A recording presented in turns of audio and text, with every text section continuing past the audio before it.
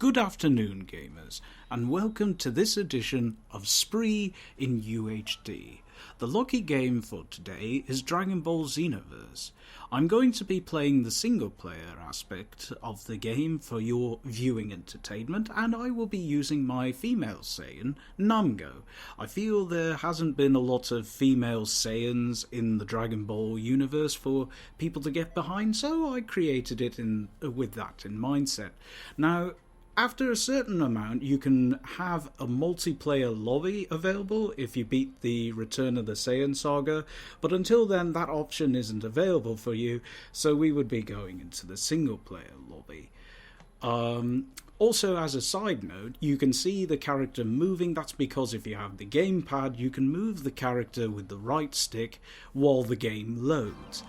But coming to the main lobby, you can see that this game wasn't really made with UHD in mind. While the textures do look very nice, they're more for your 720p, 1080p monitors off the bat.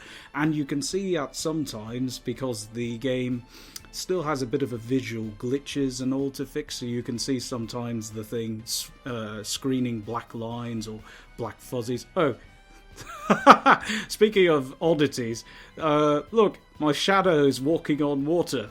Hey, Jesus! Apparently now you've got a competition. My shadow can walk on water. Hey! That wasn't the only thing I saw. I also saw weird characters like Lord Dorito over there, CD Projekts, and I believe that was Egghead. Oh god, some people have weird names. Okay, well, going to the main game for the time prologue, or the time history fight. And here we're opened up to a lovely cutscene, and you get to see this in ultra high definition, of course. We see the scenes of famous scenes that took place in the Dragon Ball Z universe. Although we call it Z, but I digress. And then here we come to one of the most famous fight scenes, which is Goku versus Frieza. And this happened to be one of my favourite things when I was watching Saturday morning cartoons, where we were waiting episode upon episode for this fantastic fight. But I assure you, despite how bloody awesome this game is, where we're just fighting it out like as if we're doing it in real time, 60 frames per second, although technically I'm recording it in 30, the show's pacing was not as fast as this, so you can imagine how awesome it feels to be fighting Frieza in ultra high definition right here. And he's just taking, well, of course, they wanted it to be a little bit easy on the players, so they're like, okay, we're not going, your stamina bar will be depleted, but not your ki bar. So, as you can see, I'm just now beginning to spam the super attack, which is the Super Kamehameha wave. And I didn't even lose ki at that given point in time, but that doesn't matter, I'm still just fighting. Case in point, die, Frieza! There we go, round one for the Britons.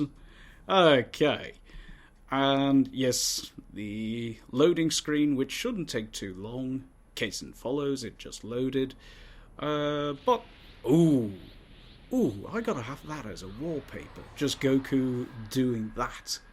But I digress. Anyways, so it flash forwards to of course, the Cell saga, and like how just Cell knocked Hercule out, and he's like, Mama said knock you out. And then he does the Ansem's got it memorized gesture, and then we go to round two. Of course, Cell did not expect the instant teleport hits from behind, but now he's blocking. Ha ha! I got you with a boot to the back. Oh, but, okay, so, anyways, moving on. So Cell's doing pretty well. I'm doing pretty well. I'm mostly button mashing with the attack, merely just to bring him down so I could just super Kamehameha wave him to death. Ooh, okay. So he dodged my key attack. I was hoping it would land a few punches, but oh well. These things happen, right? Okay, so in any case, as we're... okay, there we go. Super Kamehameha! Oh, shoot! He's alive. Alright. Okay, fine. I'll throw you, and then I'll shoot you.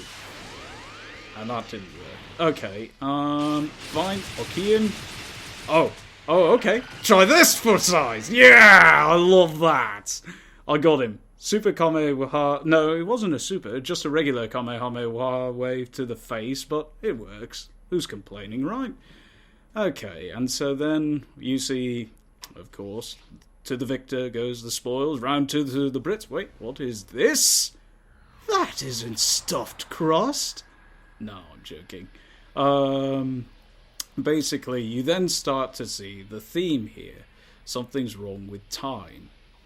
And, okay, I'm okay with the Majin Buu saga, but I don't really like it so much, so apart from this Super Saiyan 3 shot, I'm just going to show the footage with me just doing a Super Kamehameha wave to Buu and just calling it a day.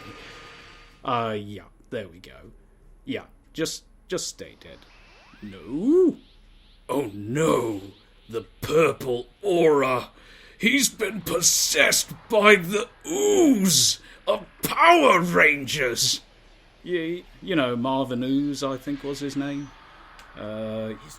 History is changing? Well, no shit, Sherlock. I love it where it's like, I love how people are like saying, history is changing. Well, if you could see the fact it's changing and you see the crystals from Final Fantasy breaking to pieces, then of course it's changing. Anyways, so then we're open to the intro, which, by the way, I gotta say, is absolutely beautiful.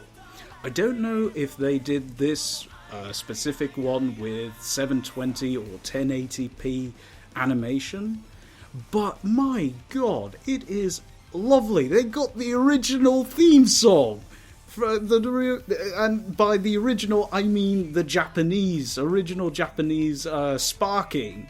That is a fantastic theme song, although they did kind of smudge it a bit with the auto-tune. You can hear it. If you've heard it, you'll know where auto-tune has been applied, but it's there. You can tell as bright as day. But my god, the animation on this is fantastic. And of course, we're hinting to, these are the bad guys. It's kind of obvious, and what makes it even more obvious is that guy. He's like, I'm obviously the bad guy. And then there's Shenron, who's awesome. Ooh, hold on, what's this? That's Trunks. Give me a strong ally. Someone with the kind of power to help me defend time itself. Oh, you mean the Doctor from Doctor Who? Yeah, of course, Shenron, bring the Doctor over there. That would solve everything. The power to defend time itself? Yeah, well, here we go. We got the TARDIS, we got the Doctor. Someone summons you from a land far away. Oh god, I can hear it now. The Doctor Who and Dragon Ball fanbase going crazy on fanfiction.net with this idea. Oh god, but alright, I digress. So it's the year 850. And then here's Namgo. Clearly not the Doctor, but, you know, Namgo is awesome. Now, I named her Namgo because mango's my favourite fruit, and because a lot of the names are puns on fruits, vegetables, even underwear. So, of course, Shenron has to leave. He can only grant one wish, and then boom goes the 7 stars, and... Of course, my character's like, who are you? But don't worry, it is the Master, the Dos Equis man of DBZ. He is Trunks. Trunks I'm not so sure you're supposed to be pointing a sword as an introduction. I mean, swords are bad.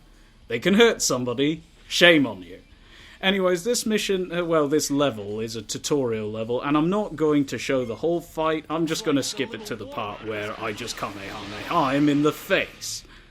And, of course, I do a clear.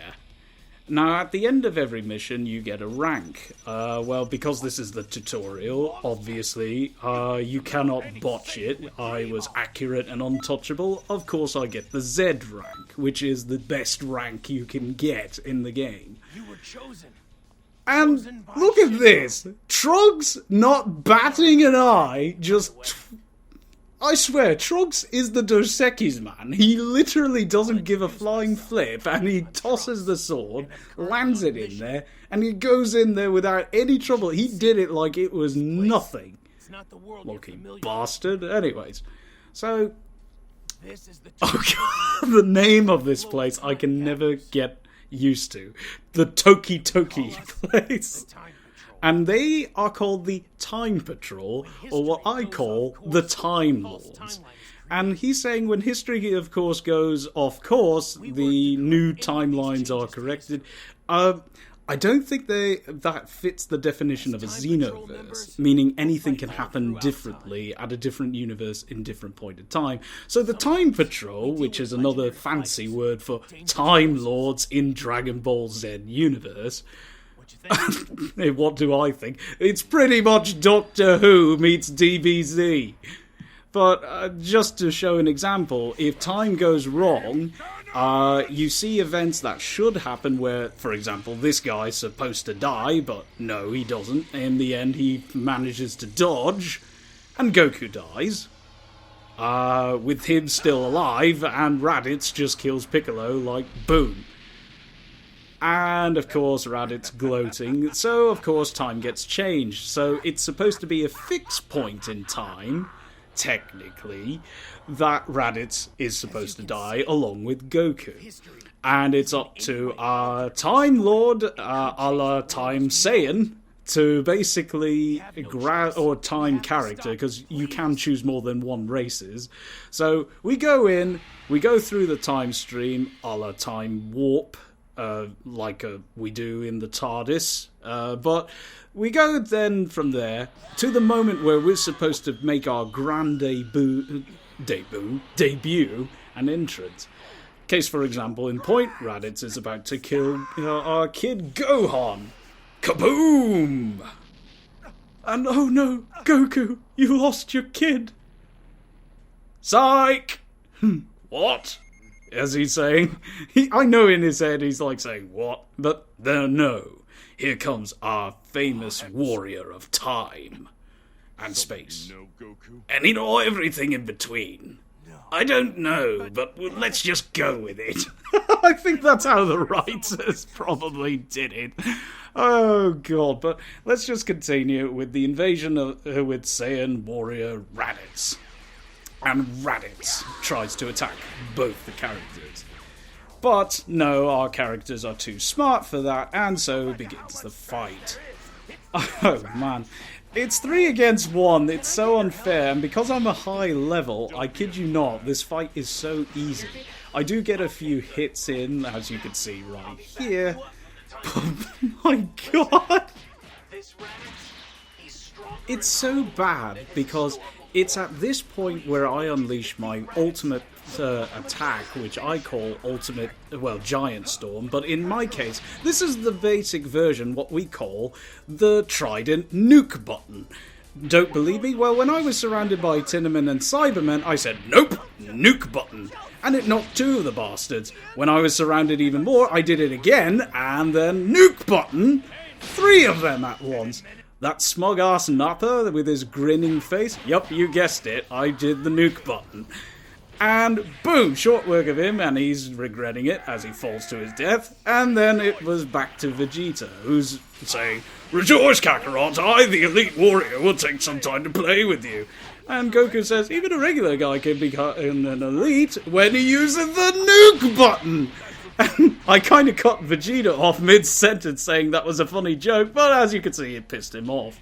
Anyways, gamers, I have to be going, but until then, keep being you, keep being awesome, and be sure to like, comment, and subscribe. This is Keiko and Gilly, signing off.